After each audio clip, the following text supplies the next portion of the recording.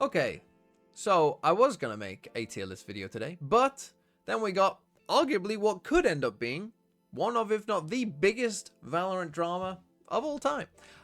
Because this is from Sean Gare's Discord here. Chat, I found a massive underground match fixing ring in tier 2. I mean, it doesn't really get that much bigger than that, to be honest, if it does end up being true. So what we're going to do today is take a look at this document that was provided by Takumi from Mr. Funhaver's stream. So Mr. Funhaver was a player in Tier 2, I think, and then was a coach, and then has kind of been involved with other things as well.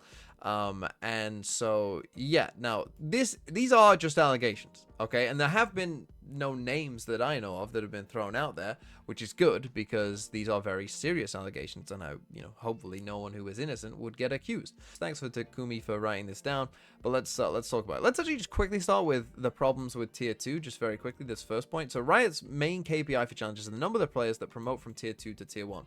The problem with this is the last 2 years have been heavily skewed. The reality is there was only 3 new tier 1 players, not counting previous signed pros. Now, I don't know what this number actually refers to, 3 new tier 1 players, because MIBR, for instance, have 3 on their team alone. So this maybe just refers to only the NA teams, but either way, whatever the actual number is, I can speak to, I remember doing this for 2023 and 2024, kind of during the off season in terms of looking at how many tier 2 players went to tier 1. And Americas is always way lower than EMEA and Pacific, right? EMEA and Pacific always promote significantly more players than Americas does. And we've heard the complaints, or people, I'm sure you might have heard them as well, of, the people in the Brazilian scene hate that, the same old talent just kind of gets recycled who aren't good enough, right? And that they don't give enough chances to, up and coming Brazilian players. And the same, you could say, is true in NA, right? For the North American teams as well, there is a lot of recycling. There is not many spots up for grabs generally. And that creates the problems that we're going to talk about next, right? Because if you feel like you're a player who is good, but is stuck in tier 2 and can never, kind of break through that glass ceiling, that is a problem that, might lead to some things that we're going to talk about, right? So let's dive into kind of the main drama of this, though, because like everything else is just so inconsequential compared to this, right? So the first thing, an active Riot employee in the AC department is being paid off to let people cheat. Now, I don't know if cheat means like cheating as in, like getting wall hacks in the game, or like as in they know about the match fixing, but they're just keeping it under the rug. I don't know what they mean by the word cheat here in essence, but either way, it doesn't matter, right? It's terrible if that is the truth, that a Riot employee is doing that, and that would be a PR nightmare for Riot if that is the case. Obviously, this on its own is crazy. Bettors are offering huge amounts to match fix games even in the regular season. There are likely teams that would take the money even if it ruined their career, because how else are you going to make money in this scene, LOL. Now, let's just start with this, because they do talk about, win trading and ranked, widespread cheating, closet cheating, apparently. But here's the thing, like, match fixing is more serious than just cheating, right? Like, in terms of, like, cheating, like, having wall hacks or aimbot or whatever, right, isn't as big a deal as match fixing is. Because here's the thing, if you were caught, using some kind of wall hack or, like cheating in the game, right? If you were caught with that in a pro game, yeah, you'd get banned by Riot, obviously. But no one else would really care, right? It would be a Riot internal issue. However, if you are match fixing, that's external from Riot, right? There are other parties now involved, and that would lead to potentially, things like this. 6 arrested by Australian police over alleged online gaming match fixing, right? Like, they could face up to 10 years in jail. These are the kinds of things, like, the match fixing, like, you could actually go to jail for match fixing, right? If you were caught cheating in Valorant, like, you wouldn't go to jail. You'd get banned from Riot. Riot would give you a ban, but that would be that.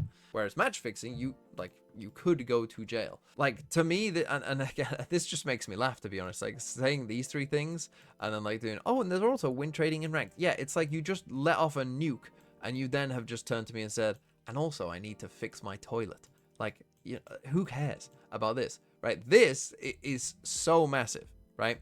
And again, like, forget like, oh, they would take the money even if it ruined their career. Forget ruining your, Valorant career. I mean, this could, ruin your career much later down the line because you might have a criminal record from it, right? So, match fixing, yeah, kids don't match fix. And it's important as well that no one is kind of naming people because, of course, like, you could say, oh, Team A is, match fixing. But you don't need everyone on Team A to be in on it, right? If you've got 3 out of 5 players to, intentionally throw a game, they'll lose that game, right? You don't need, 3 would definitely do it. 2 would probably do it. And maybe even 1 person could throw on their own enough to guarantee a result, right? So even if you think Team X is, match fixing, it doesn't have to be everyone on that team. And that's why it's very important to kind of, dive into this. And apparently Riot are doing an investigation, and we're going to have to wait and see.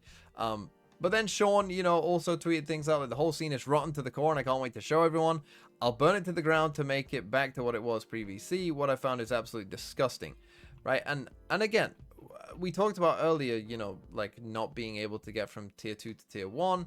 And Riot also taking a hands-off approach on tier 2, right? Well, that does make these things more likely, right? If people feel like they're never going to be able to get to the kind of highest level, and they're not making much money, well, that's how you breed these kind of situations, right? Particularly if Riot takes a hands-off approach and just gives it over to, other third-party organizers, right? It does make all of this more likely.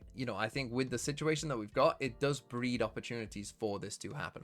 Now, I do want to also bring up this point later on in the document as well. Wouldn't be surprised if Split 3 doesn't happen as a result of the stuff that comes out because of how deep it goes in the scene. So again, both Mr. Funhaver and Sean are kind of alluding to the fact that, this is not just kind of 1 person, 2 people doing this, right? That this apparently is maybe, kind of deeply embedded in the scene. If that is the case, Riot has a massive problem. A massive problem. Because, as Mr. Funhaver points out here, right? What the hell do you do for tier 2 NA now? Because not only might you cancel the future games, not knowing, what's going to happen in the future, but how, if it does go, throughout the scene and there's people involved in like every single team, how the hell do you know, like, what games are real and which games aren't real, right? It would be almost impossible to tell. You'd probably have to just completely scrap every single result from tier 2 NA this year. And that then leads to the problem of, how do you decide who goes to Ascension? Or do you just say no, NA teams are going to make Ascension because we can't know who's cheating, right? We could have a very substantial, like, massive problem here for Riot, right? And yeah, not just in terms of going back, and I'm sure, like, if any of this is true, right, like, yeah, people are obviously going to get banned. Maybe people might even, get arrested for this, right? And then also, we're going to have problems in the future as well in terms of untangling this mess, particularly if, as Sean is kind of alluding to, this is kind of deeply embedded in the scene itself. I do also just want to quickly point out, let's return to a different drama as well, which is the Scrim VODs situation leak. When Tim was helping Talon during Champs, Binecomp was helped with from him and Mini. He knew that for a fact the comp was getting leaked to people. The teams you're playing against don't ask for VODs, but the teams you scrim in low tiers will take VODs if they don't like you and tell other teams their comps. Now, on the most recent Cosmic Divide that I did with Elevated, he talked about, pretty much the same thing, right? That for Scrim leaks and stuff, what happens is, tier 2/tier 3 team, maybe they had a player that played with tier 1 player at a different time a couple of years ago, and, they became friends at that point, and they just share your scrims, right? And you just have to be very careful about, who you scrim, and it's essentially, not much you can really do about it. So that's just returning to an old little Scrim VOD drama that we had. But this one, of course, I do think we all need to be very careful with this. Again, apparently Riot is doing an investigation, as they definitely should. And, it might take some time to really pass this all out, right? And again, this is going to be very, very difficult. And I would proceed with caution, right? Don't go out there accusing any random tier 2 pro of doing this. Because, as I said, even if their team was throwing games, it doesn't mean that that individual was in on it or knew about it, or maybe they even did the right thing and refused to partake.